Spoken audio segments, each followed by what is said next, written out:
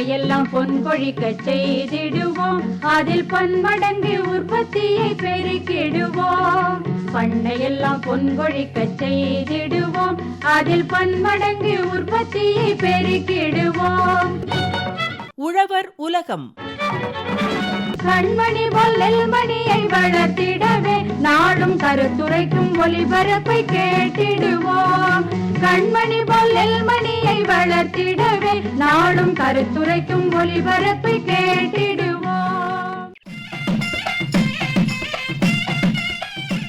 லாபகரமான செம்மறியாடு வளர்ப்பு தொடர் நிகழ்ச்சி.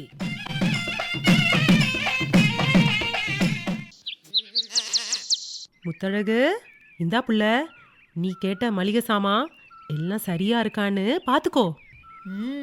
வாங்கினது யாரு? வெண்பாக்காவாச்சே, எப்படி விட்டு போகும்? எல்லாம் சரியா தான் இருக்கும். அடடடடா, எதுக்கு இந்த ஐஸை தூக்கி இப்ப என் தலையில வைக்கிறேன்னு தெரிஞ்சுக்கலாமா?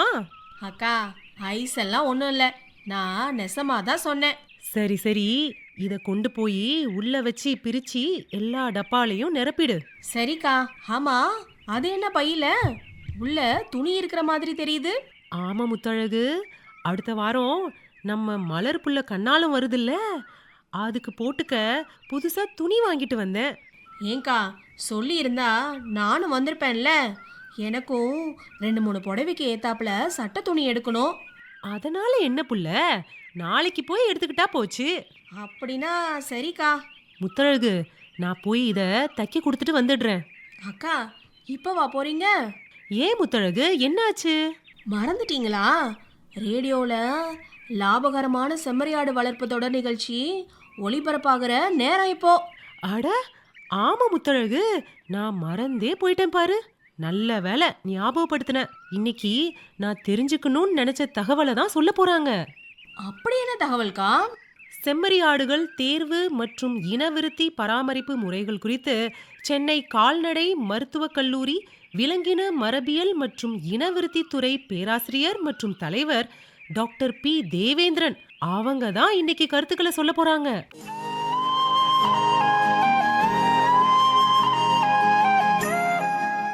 தமிழ்நாட்டில் உள்ள செம்மறியாடுகள் பெரும்பாலும் முக்கியமாக இறைச்சிக்காகவே வளர்க்கப்படுகின்றன. எனவே தரமான, வளமான, நன்கு வளரக்கூடிய செம்மறியாடுகளை இனவிருத்திக்காக தேர்வு செய்ய வேண்டும். இனப்பெருக்கத்திற்கான ஆடுகளை அவற்றின் தோற்றத்தின் அடிப்படையிலும் மூதாதையர் மற்றும் சந்ததியரின் பண்புகள் இருந்தால் அதன் அடிப்படையிலும் தேர்வு செய்யப்படுகின்றன. தோற்றத்தின் அடிப்படையில் செம்மறியாடுகளை தேர்வு செய்யும் போது உடல் நீண்டதாகவும் முதுகுப்புறமும் பின்பகுதியும் அகன்று விரிந்து அதிக எடை கொண்டதாகவும் இருக்க வேண்டும். பெட்டையாடுகளை தேர்வு செய்யும்போது அவை ஈன்ற குட்டிகளை காக்கவும் நன்கு பாலூட்டி பராமரிக்கும் திறனுடையதாகவும் இருக்க வேண்டும். புதிதாக பெட்டையாடுகளை வாங்கும்போது 1 முதல் 1.5 ஆண்டுகள் வயதுள்ள, அதாவது 2 நிரந்தர வெட்டுப்பற்கள் உள்ள ஆடுகளை தேர்ந்தெடுப்பதே சிறந்ததாகும். வயது குறிப்பு சரியாக இல்லாத சமயத்தில் செம்மறியாடுகளின் வயதை அவற்றின் பற்களின் தன்மை மற்றும் எண்ணிக்கையை சோதித்து அதன் அடிப்படையில் நிர்ணயிக்கலாம். பிறந்த முதல் சில வாரங்களில் தற்காலிக பற்கள் முளைக்கின்றன. 1 வருட வயதிலிருந்து நிரந்தர வெட்டுப்பற்கள் முளைக்க ஆரம்பிக்கின்றன. 2 நிரந்தர வெட்டுப்பற்கள் 1 முதல் 1.5 வயதிலும், 4 நிரந்தர வெட்டுப்பற்கள் 2 முதல் 2.5 வயதிலும், 6 நிரந்தர வெட்டுப்பற்கள் 3 வயதிலும், 8 நிரந்தர வெட்டுப்பற்கள் 3.5 முதல் 4 வயதிலும் முளைக்கின்றன. சுமார் 6 முதல் 6.5 வருடங்களுக்கு பிறகு பற்கள் விழ ஆரம்பிக்கின்றன. செம்மறியாட்டு மந்தைகளில் சில கிடாக்களை பராமரிக்கப்பட்டு இனவிருத்திக்காக பயன்படுத்தப்படுகின்றன. ஆகவே செம்மறியாட்டு கிடாக்களை தேர்வு செய்யும் போது மிகவும் கவனம் தேவை. நன்கு ஆரோக்கியமான, வயதுக்கேற்ப தகுந்த வளர்ச்சி அடைந்த, அதிக எடையுடைய கிடாக்களை தேர்வு செய்ய வேண்டும். தரமான பொலிக்கிடாக்களை பெற வளமான கிடாக்குட்டிகளை 6 முதல் 9 மாத வயதில் தேர்ந்தெடுக்க வேண்டும். தேவைப்படும் ஒவ்வொரு பொலிக்கிடாவிற்கும் 2 முதல் 3 கிடாக்குட்டிகளை தேர்ந்தெடுக்க வேண்டும். சுமார் 1.5 வயதில் அவைகளை மீண்டும் சோதித்து தேர்ந்தெடுத்து பொலிக்கிடாவாக பயன்படுத்த வேண்டும். பொலிக்கிடாவின் நெஞ்சு அகன்றும் மார்பு எலும்புகள் நன்கு விரிந்தும் காணப்பட வேண்டும். அதன் கால்கள் பலமுள்ளதாகவும் எப்போதும் சுறுசுறுப்புடனும் இருக்க வேண்டும். விதைப்பை நன்கு வளர்ச்சி அடைந்து பெருத்தும் இருக்க வேண்டும். அரசாங்க பண்ணைகள் மற்றும் நல்ல முறையில் பராமரிக்கப்படும் பண்ணைகளிலிருந்தும் கிடாக்களை வாங்கலாம். அரசாங்க மற்றும் அறிவியல் முறையில் பராமரிக்கப்படும் பண்ணைகளில் ஆடுகளின் சந்ததி, பிறப்பு மற்றும் 3, 6, 9, 12 மாத உடல் எடை வளர்ச்சி விகிதம் போன்ற வளர்ச்சி பண்புகளும், முதல் குட்டியினும் வயது, குட்டியினும் இடைவெளி போன்ற இனவிருத்தி பண்புகளும் ஆரோக்கிய பண்புகளுடன் சேர்ந்து பதிவேடுகளில் குறிப்பிடப்படுகிறது. சந்ததியர் மற்றும் மூதாந்தையர்களின் வளர்ச்சி பண்புகள், இனப்பெருக்க மற்றும் இதர பண்புகளின் அடிப்படையிலும் கிடா மற்றும் பெட்டை ஆடுகளை தேர்வு செய்து இனவிருத்தி செய்யலாம். விவசாய பெருமக்களே, இப்போது இனவிருத்தி பராமரிப்பை பற்றி பார்ப்போம். பராமரிப்பில் மிகவும் முக்கியமானது இனவிருத்தி பராமரிப்பு ஆகும். நன்கு வளர்ந்த கிடாக்குட்டிகள் 10 முதல் 12 மாதங்களிலும், பெட்டை குட்டிகள் 8 முதல் 9 மாதங்களிலும் பருவமடைகின்றன. பருவமடைந்தவுடன் ஆடுகளை இனப்பெருக்கத்திற்கு பயன்படுத்துவது உகந்தது அல்ல. பெரும்பாலும் நன்கு வளர்ச்சியடைந்த கிடாக்கள் 18 மாதங்கள், அதாவது 1.5 வயதிற்கு பிறகும், பெட்டை ஆடுகள் 15 மாதத்திற்கு பிறகும் இனவிருத்திக்கு பயன்படுத்துவதே சிறந்ததாகும். கிடாக்களை 6 வருட வயது வரை இனப்பெருக்கத்திற்காக நன்றாக பயன்படுத்தலாம். 20 முதல் 30 பெட்டை ஆடுகளுக்கு ஒரு கிடா என்ற விகிதத்தில் இனப்பெருக்கத்திற்கு பயன்படுத்த வேண்டும். பொலி கிடாக்களை 2 ஆண்டுகளுக்கு ஒரு முறை மாற்றம் செய்வது அவசியம். அதன் மூலம் நெருங்கிய உறவு இனச்சேர்க்கை தவிர்க்கப்பட்டு நல்ல வளமான குட்டிகள் கிடைக்கும்.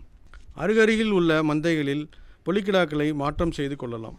பொதுவாக தமிழ்நாட்டில் 2 அல்லது 3 இனப்பெருக்க காலங்கள் உண்டு. அவை ஜூன், ஜூலை, ஆகஸ்ட், அதாவது ஆனி, ஆடி, ஆவணி. இரண்டாவதாக அக்டோபர், நவம்பர், அதாவது ஐப்பசி, கார்த்திகை, மற்றும் மார்ச், ஏப்ரல், அதாவது பங்குனி, சித்திரை ஆகும். பொதுவாக பகல் பொழுது குறைவாக உள்ள காலங்களில்தான் இனப்பெருக்க பருவம் உள்ளது. பெட்டை ஆடுகளில் பருவ சுழற்சி காலம் சுமார் 17 நாட்கள் ஆகும். செம்மறி ஆடுகளில் சினைக்காலம் 150 நாட்கள் முதல் 152 நாட்கள், சுமாராக 5 மாதங்கள். சாதாரண பெட்டை ஆடுகள் வருடத்திற்கு ஒரு முறை ஒரு குட்டி ஈனும். அரிதாகவே தமிழ்நாட்டில் உள்ள செம்மறி ஆடுகள் 2 குட்டிகளை ஈனும். பெட்டை ஆடுகள் சுமார் 6 வருடங்கள் வரை இனப்பெருக்கத்திற்கு பயன்படுத்தப்படுகின்றன. பொதுவாக 6 வயதிற்கு மேற்பட்ட பெட்டை ஆடுகள் இனவிருத்திக்கு பயன்படுத்துவது உகந்தது அல்ல. பெட்டை ஆடுகள் இனச்சேர்க்கைக்கு முன்பு நல்ல திடகாத்திரமான நிலையில் இருப்பது மிகவும் அவசியம். மந்தையில் உள்ள கிடாக்கள் பருவத்திற்கு வரும் பெட்டை ஆடுகளை தாமாகவே கண்டறிந்து இனச்சேர்க்கை செய்யும். மேலும் விவசாயிகள் கருத்தரித்த பெட்டை ஆடுகளின் பராமரிப்பில் பொதுவாக கவனிக்க வேண்டியவை. கருத்தரித்த பெட்டை ஆடுகள், அதாவது சினை ஆடுகளை மேய்ச்சலுக்காகவோ அல்லது மற்ற காரணங்களுக்காகவோ அதிக தூரம் நடக்கவிடக்கூடாது. கொட்டைகளின் தரை வழுக்காமல் பார்த்து கொள்ள வேண்டும். மந்தைகளில் உள்ள மற்ற ஆடுகளோடு இவை சண்டையிடுவதும் மற்றவை இவை முட்டித்தள்ள முயற்சிப்பதையும் அனுமதிக்கக்கூடாது. வளரும் கருவின் தேவையையும் தாயின் உணவு சத்து தேவையையும் தரமான தீவன பொருட்கள் மூலம் முறையாக அளிக்கப்பட வேண்டும். கருச்சிதைவு அல்லது நோய்வாய்ப்பட்ட மற்ற ஆடுகளோடு இவை சேர்வதை தவிர்க்க வேண்டும். தேவையான அளவு தரமான குடிநீரும் வெப்பம் மற்றும் குளிர் தாக்குதலிலிருந்து நல்ல பாதுகாப்பும் அளிக்க வேண்டும். கருச்சிதைவு ஏற்படுமாயின் கால்நடை மருத்துவரை தொடர்பு கொண்டு அதற்கான காரணத்தை அறிந்து சிகிச்சை செய்ய வேண்டும். சினையாக இருக்கும் ஆடுகளை சிறப்பு கவனத்துடன் பராமரிக்க வேண்டும். குறிப்பாக சினை காலத்தின் தொடக்கத்திலும் இறுதியிலும் அதிக கவனம் தேவை. தொடக்க காலத்தில் பராமரிப்பில் தவறுகள் ஏற்பட நேர்ந்தால் கருச்சிதைவு ஏற்பட வாய்ப்பு உண்டு. இறுதி மாதங்களில் கரு வளர்ச்சி மிக வேகமாக நடைபெறுவதால் தீவனத்தின் தேவைகள் அதிகரிக்கின்றன. அதை சமாளிக்க தாயின் உடலில் சக்தி தேவை. மேலும் பால் உற்பத்திக்கும் தாயாடு தன்னை தயார்படுத்தி கொள்ள வேண்டும். வளர்ந்து விட்ட கருவினால் வயிறு பெரிதாக்கி விட்டதால் தாயாடு தன் எல்லா செயல்களிலும் நிதானத்தை கடைபிடிக்க தொடங்குகிறது. ஆகவே மந்தையில் உள்ள மற்ற ஆடுகளுடன் போட்டியிட்டு கொண்டு தீவனம் உட்கொள்வதும் மேய்ச்சல் இடங்களில் வேகத்துடன் தேவையான புல் முதலியவற்றை உட்கொள்வதும் தடைப்படுகின்றன. ஆகவே இந்த நேரங்களில் கருத்தரித்த ஆடுகளை சரியான முறையில் பராமரிக்க நாம் முயற்சி எடுக்க வேண்டும். விவசாய பெருமக்களே, செம்மறி ஆடு வளர்ப்பில் நல்ல வளமான வளர்ச்சியுடைய கிடா மற்றும் பெட்டை ஆடுகளை தேர்வு செய்து முறையான இனப்பெருக்க பராமரிப்புடன் தீவனம், ஆரோக்கியம் போன்ற மற்ற பராமரிப்புகளும் சரியாக அளித்தால் அதிக வருவாய் பெற்றிடலாம்.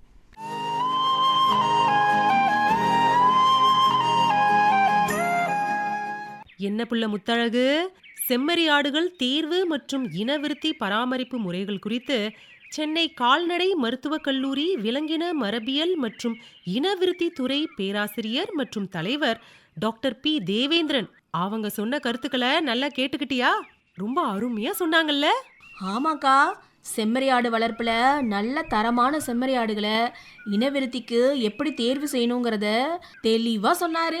அது மட்டுமா, எங்கிருந்து செம்மறியாட்டு குட்டிகளை வாங்கணும், எப்படி இனவிருத்தி செஞ்சு பராமரிக்கணும், இன்னும் முக்கியமா கருத்தரிச்சதுக்கு அப்புறமா என்ன செய்யணும், இப்படி எல்லா விவரமும் நல்லாவே புரிய வச்சுட்டாங்கல்ல.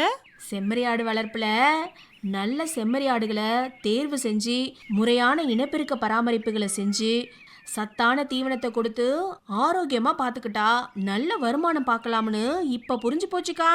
சரியா சொன்ன முத்தழகு. இவர் சொன்ன இந்த முறைகளை நம்ம செம்மறியாட்டு பண்ணையில கடைபிடிச்சு நாமளும் நல்ல வருமானத்தை பார்த்துடலாம். நிச்சயமாக்கா. சரி சரி, நேரமாகுது, நான் டெய்லர் கடைக்கு போயிட்டு வந்துடுறேன். அக்கா, நாளைக்கு தான் எனக்கும் துணி எடுக்க போறோம்ல, அப்ப என்னோட துணியும் சேர்த்து நாளைக்கே தைக்க கொடுத்துடலாம். ஆட, அதுவும் சரிதான்.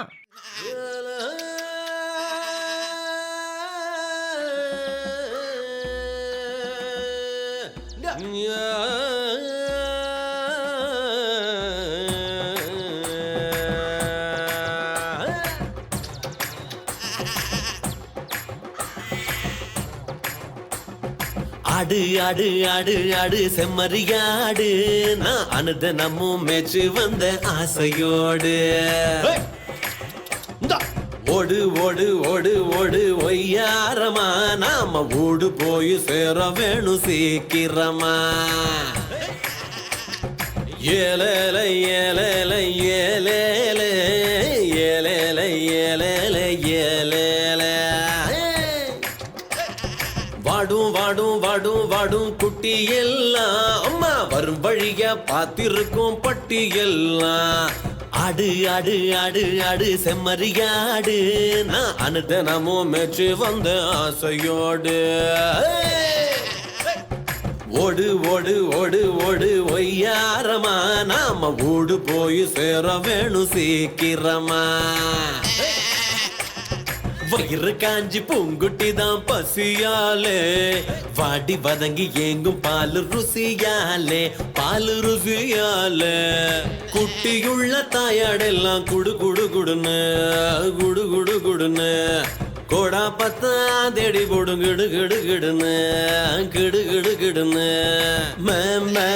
மேன்னு குட்டி கத்தும், தாய் மேய்ஞ்சு வந்தா பால் குடிக்க மடிய சுத்தும், தாய் மேய்ஞ்சு வந்தா பால் குடிக்க மடிய சுத்தும். ஆடு ஆடு ஆடு ஆடு செம்மறியாடு, நான் அனுதினமும் மேய்ச்சி வந்த ஆசையோடு. ஓடு ஓடு ஓடு ஓடு ஒய்யாரமா, நாம ஓடு போய் சேர வேணும் சீக்கிரமா. ஏ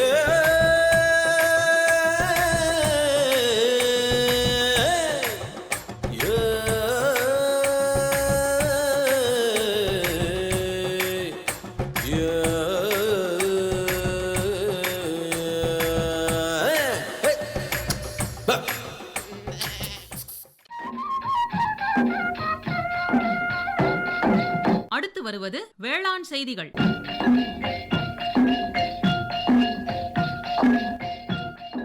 வளமான வாழ்விற்கு சந்தன மரம்.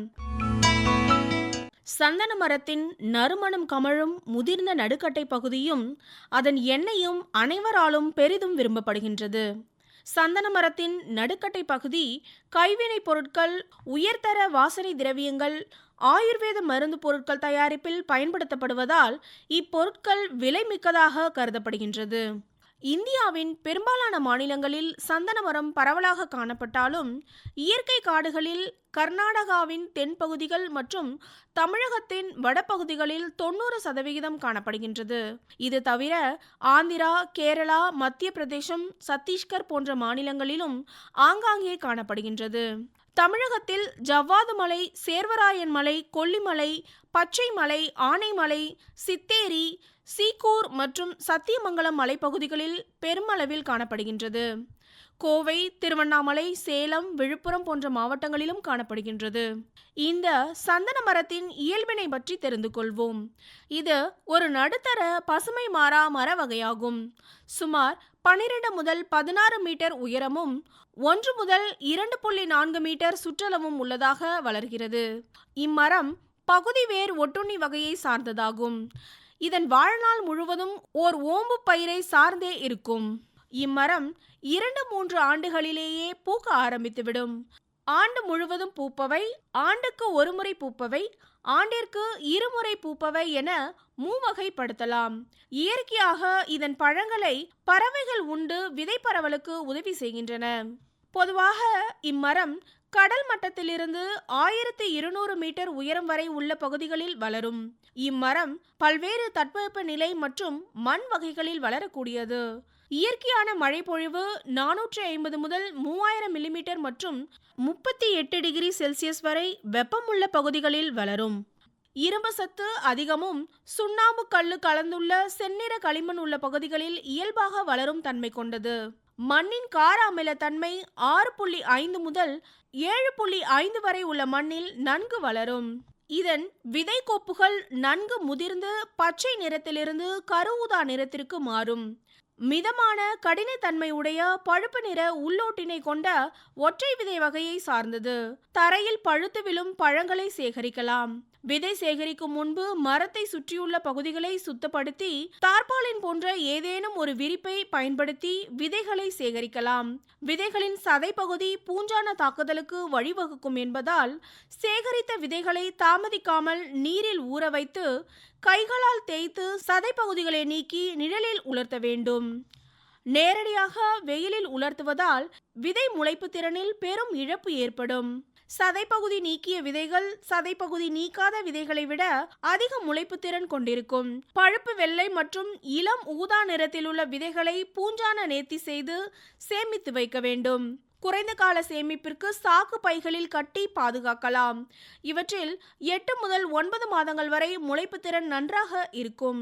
ஆனால் இம்முறையில் ஈரப்பதத்தை உறிஞ்சுவதற்கு வாய்ப்புள்ளதால் நீண்ட கால சேமிப்பிற்கு காற்று புகாத கலன்கள் மற்றும் பாலித்தீன் பைகளில் சேமித்து வைக்கலாம். ஒரு கிலோவில் சுமார் 5000 முதல் 8000 விதைகள் இருக்கும். இதன் நாற்றங்காலை பற்றி தெரிந்து கொள்வோம். இதன் கடினமான விதை ஓட்டினால் அறுவடைக்கு பிறகு விதை உறக்க நிலையில் இருக்கும். பல்வேறு விதை நேர்த்தி முறைகள் பரிந்துரை செய்யப்பட்டாலும் ஜிப்ரலிக் அமிலத்தில் 16 மணி நேரம் ஊற வைத்த பின் விதைப்பது விரைவான மற்றும் சீரான முளைப்பு திறனை அளிக்கும். சந்தன நாற்றுகளை வளர்ப்பதற்கு உகந்த காலம் நவம்பர் டிசம்பர் மாதங்களாகும். வழக்கமான 10x1 மீட்டர் அளவுள்ள பாத்திகளுக்கு சுமார் 4 கிலோ விதைகள் தேவைப்படும். இதன் மூலம் சுமார் 16,000 முதல் 17,000 நடவுக்கேற்ற நாற்றுகளை பெற முடியும். 3வது வாரம் முதல் முளைப்பு தொடங்கி 60 முதல் 80% வரை முளைப்பு திறன் கிடைக்கும். 2 இலை வரை வளர்ந்த நாற்றுகளை வேரோடு பறித்து பாலித்தீன் பைகளுக்கு மாற்றி நட வேண்டும். சவுக்கு, லைன் கீரை போன்ற ஓம்பு பயிர்களை உடன் சேர்த்து வளர்க்க வேண்டும். பொதுவாக ஓம்பு பயிர் சந்தனத்தை விட உயரமாக வளராத வகையில் இருக்க வேண்டும். 1 மாத வயதுடைய சந்தன மர கன்றுக்கு ஓம்பு பயிர் இருக்குமாறு பார்த்து கொள்ள வேண்டும். 6 மாத முடிவில் 1 அடி உயரம் வளர்ந்த நல்ல பசுமையான இலைகளை கொண்ட சந்தன செடிகள் நடவுக்கு ஏற்றவையாகும். நிலத்தை நன்கு உழுது பண்படுத்தி சமப்படுத்திய பிறகு 4x4 மீட்டர் அல்லது 5x5 மீட்டர் இடைவெளியில் 1 முதல் 1.5 கன அடி அளவுள்ள குழிகளை எடுக்க வேண்டும். சுமார் 1 மாதம் வரை குழிகளை அப்படியே விட்டுவிட வேண்டும். அவ்வாறு விடும்போது மண்ணில் வாழும் வேர்ப்புழு மற்றும் நோய்க்கிருமிகள் அழிக்கப்படும். நடவின் போது ஒரு குழிக்கு 5 கிலோ தொழு உரத்தை அடி உரமாக இட்டு பருவமழை தொடங்கிய பிறகு நடவு செய்யலாம். சந்தன மரம் அடிப்படையில் பகுதி வேறு ஒட்டுண்ணி என்பதால் அதன் இயல்பான வளர்ச்சிக்கு வாழ்நாள் முழுவதும் ஓம்பு பயிரை சார்ந்திருக்கும். தழைச்சத்து, மணிசத்து, சாம்பல் சத்து, சுண்ணாம்பு சத்து மற்றும் அமினோ அமிலங்களை ஓம்பு பயிர்களின் மூலமே பெற்றுக்கொள்ளும். ஓம்பு பயிரை தேர்ந்தெடுக்கும் போது சந்தன மரத்திற்கு சத்து பரிமாற்றம் செய்தல், தொடர்ச்சியான இடைக்கால வருமானம், ஆரம்ப கட்டங்களில் தேவையான நிழல் ஆகியவற்றை கொண்டிருக்கும் ஓம்பு பயிரை தேர்வு செய்ய வேண்டும். முதலாவதாக முதல் நிலை ஓம்பு பயிர்.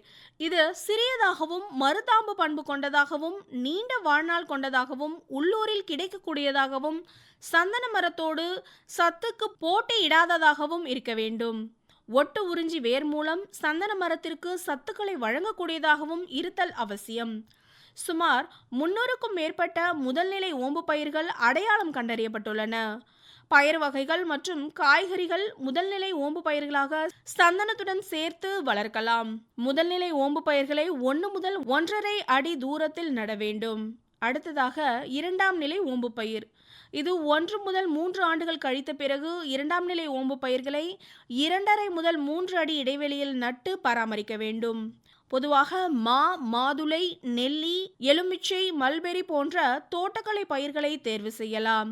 3ஆம் நிலை ஓம்பு பயிர். முதல் 2 நிலை ஓம்பு பயிர்கள் மடிந்த பிறகு 3ஆம் நிலை அல்லது நிரந்தர ஓம்பு பயிர்களாக சுமார் 70 வகையான மர வகைகள் கண்டறியப்பட்டிருந்தாலும் அவற்றில் 32 மர வகைகள் சிறப்பானவையாக ஆய்வுகளில் கண்டறியப்பட்டுள்ளது. சவுக்கு, மலைவேம்பு, தேக்கு, வேம்பு, நீர்மருது, வெப்பாலை, சிசு, மஞ்சள் கொன்றை, புங்கம், கருவேலம் போன்றவை சிறந்த 3ஆம் நிலை ஓம்பு பயிர்களாக விளங்குகின்றன. சரியான ஓம்பு பயிர்களை தேர்ந்தெடுப்பதன் மூலம் சந்தன மரத்தின் வளர்ச்சியையும் தரத்தினையும் உறுதிப்படுத்தலாம். இதற்கான பாசனம், உரமிடல், களையெடுத்தல் பற்றி தெரிந்து கொள்வோம். நடவு செய்த அன்று நன்றாக நீர்ப்பாசனம் செய்வது அவசியம். தேவைக்கேற்ப வாரம் ஒரு முறை நீர் பாய்ச்ச வேண்டும். பொதுவாக சந்தன மரத்திற்கு அதிக நீர் தேவைப்படாது. நடவு செய்த முதலாம் ஆண்டில் உர தேவை இருக்காது. சத்து குறைபாட்டின் அடிப்படையில் தேவையான சத்துக்களை உரமாக அளிக்கலாம். நன்கு மக்கிய தொழு உரத்தை செடிக்கு 5 கிலோ வீதம் 2ஆம் ஆண்டில் இட வேண்டும். இருப்பினும் பருவமழைக்கு முன்பாக செடிக்கு 100 கிராம் வீதம் ஆண்டுக்கொரு முறை DAP உரமிடல் பரிந்துரைக்கப்படுகிறது. களை அதிகம் வளராமல் அடிக்கடி அகற்றி பராமரிக்க வேண்டும். களை கொல்லிகளை பயன்படுத்துவது முற்றிலும் தடுக்கப்பட வேண்டும். இயந்திரங்களை பயன்படுத்துவதை காட்டிலும் ஆட்கள் மூலம் களை எடுப்பது சிறந்தது. சணப்பையை ஊடுபயிராக வளர்ப்பதன் மூலம் களைகளை கட்டுப்படுத்துவதுடன் சத்துக்கள் கிடைக்கவும் ஏதுவாக இருக்கும். அடுத்ததாக வேளாண் காடுகளை பற்றி தெரிந்து கொள்வோம். சந்தன மரம் வேளாண் காடு வளர்ப்புக்கு ஏற்ற ஒரு மர வகையாகும். இது ஒரு நடுத்தர உயரம் வளரும் தன்மை கொண்டது. குறுகலான கிளை அமைப்புகள், எளிதில் விதை இனப்பெருக்கம், மருதாம்பு பண்பு, அனைத்து வகை மண்ணிலும் வளரும் இயல்பான உடன் வளரும் பயிர்களை இணையாக ஏற்றுக்கொள்ளும் பண்பு, சத்துக்களுக்கு போட்டியின்மை போன்ற இயல்பான பண்புகளால் சந்தனம் வேளாண்காடு வளர்ப்புக்கேற்ற ஒரு மிகச்சிறந்த மர வகையாகும். புல் முதல் மரம் வரை சுமார் 3000க்கும் மேற்பட்ட பயிர் வகைகளுடன் இணைந்து வளரும் தன்மை இதன் சிறப்பாகும். சமூகத்தின் முக்கிய தேவையான உணவு, தீவனம் மற்றும் மரம் ஆகியவற்றிற்கு தகுந்தவாறு தக்க மர வகைகளை தேர்வு செய்ய வேண்டும். முக்கிய மர இனங்களான சந்தனம், வேல், வாகை, குமிழ், தேக்கு, புளி போன்றவற்றில் நாற்றங்கால் மற்றும் தோப்புகளில் சாம்பல் அல்லது வெண்படல நோய் தாக்குதல் காணப்படும். குளிர்காலத்திலும் மழைநீர் தேங்கும் போது முறையற்ற பராமரிப்பு காரணமாகவும் இந்நோய் உண்டாகும். இதனை கட்டுப்படுத்த ஃபெவிஸ்டின் கரைசலை பயன்படுத்தலாம். சந்தன மரத்தின் விளைச்சல் மற்றும் வருவாயை பாதிக்கும் காரணிகளாவன இடத்தேர்வு, நிலத்தை பண்படுத்தும் முறைகள், நடுப்பொருள் தேர்வு, ஓம்பு பயிர் தேர்வு, பாசன வசதி, உரமிடல், களை நிர்வாகம், பூச்சி மற்றும் நோய் நிர்வாகம், வளர்ச்சி மற்றும் விளைச்சல், சந்தை நிலவரம், பாதுகாப்பு ஏற்பாடுகள் போன்றவையாகும். சந்தனம் சாகுபடி செய்யும் இடத்தின் பரப்பளவு, தட்பவெப்பநிலை, செலவினங்கள், பராமரிப்பு முறைகள், தகுந்த பூச்சி நோய் நிர்வாகம், விளைச்சலின் தரம் ஆகியவற்றை பொறுத்து சந்தை மதிப்பும் நிகர லாபமும் மாறுபடும்.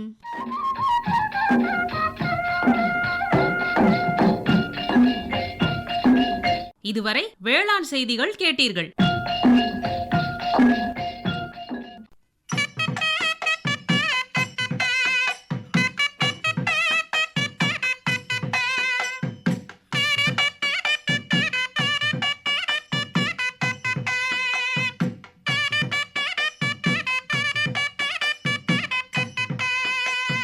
வணக்கம் உங்களுக்கு வணக்கம், வணக்கம் உங்களுக்கு வணக்கம். காலை நல்ல வேளையிலே சோலை கோயில் கூவுறது வணக்கம். காலை நல்ல வேளையிலே சோலை கோயில் கூவுறது வணக்கம். வேலைக்கு நீ போகும் முன்னே விவரமான செய்தி ஒண்ணு கொடுக்கும். வேலைக்கு நீ போகும் முன்னே விவரமான செய்தி ஒண்ணு கொடுக்கும். வணக்கம் உங்களுக்கு வணக்கம், வணக்கம் உங்களுக்கு வணக்கம்.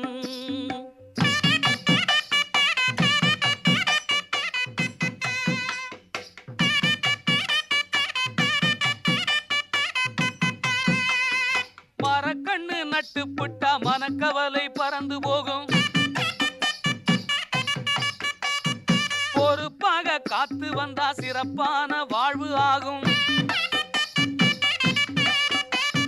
மரக்கண்ணு நட்டு புட்டா மனக்கவலை பறந்து போகும். பொறுப்பாக காத்து வந்தா சிறப்பான வாழ்வு ஆகும். வணக்கம் உங்களுக்கு வணக்கம் ஐயா, வணக்கம் உங்களுக்கு வணக்கம்.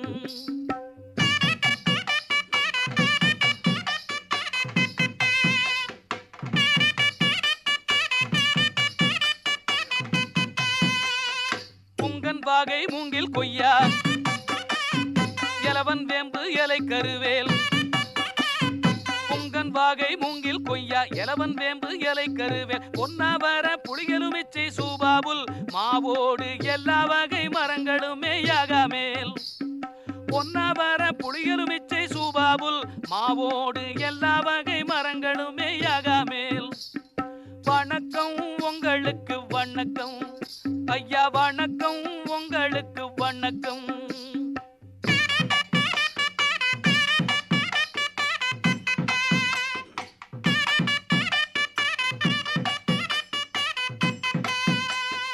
உணவும் உடையும் அறிவும் வீடும், ஆரோக்கியம் நீராடும் மாடும். உணவும் உடையும் அறிவும் வீடும், ஆரோக்கியம் நீராடும் மாடும். வேலை வாய்ப்பு வருவாய் தொழிற்சாலை, எல்லாம் வளரும் உருவான அங்கே ஒரு பசுஞ்சோலை. வேலை வாய்ப்பு வருவாய் தொழிற்சாலை, எல்லாம் வளரும் உருவான அங்கே ஒரு பசுஞ்சோலை. வணக்கம் உங்களுக்கு வணக்கம் ஐயா, வணக்கம் உங்களுக்கு வணக்கம்.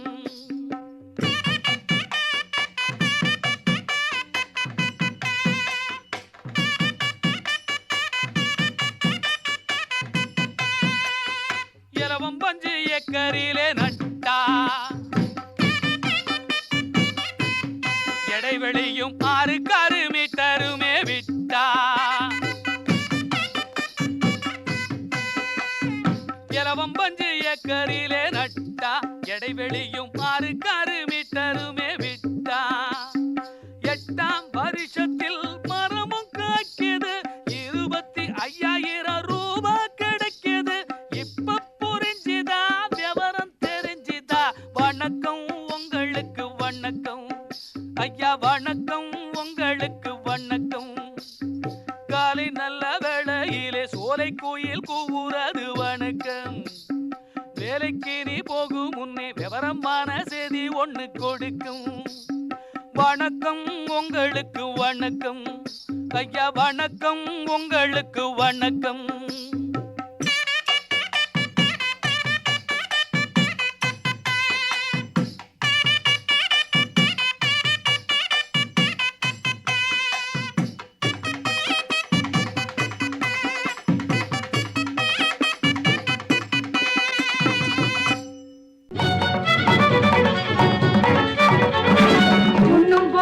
அத்தனையும் விளைத்திடுவோம், நித்தம் உழைப்பால் நில மகளை வணங்கிடுவோம். அமைப்பில் உதவி பி. சண்முகப்பிரியா. உண்ணும் பொருள் அத்தனையும் விளைத்திடுவோம், நித்தம் உழைப்பால் நில மகளை வணங்கிடுவோம். அமைப்பு எஸ். முருகேசன். பொட்டலையும் பூம்பொழிலாய் திருத்திடுவோம், அதற்கு புத்தம் புது முறைகளையும் புகுத்திடுவோம். பொட்டலையும் பூம்பொழிலாய் திருத்திடுவோம், அதற்கு புத்தம் புது முறைகளையும் புகுத்திடுவோம். இத்துடன் இன்றைய உழவர் உலகம் நிகழ்ச்சி நிறைவு பெறுகிறது. பட்டி தொட்டி சொர்க்கமாக பாடுபட்டே நம் பாரத சமுதாயத்தை உயர்த்திடுவோம். பட்டி தொட்டி சொர்க்கமாக பாடுபட்டே நம் பாரத சமுதாயத்தை உயர்த்திடுவோம்.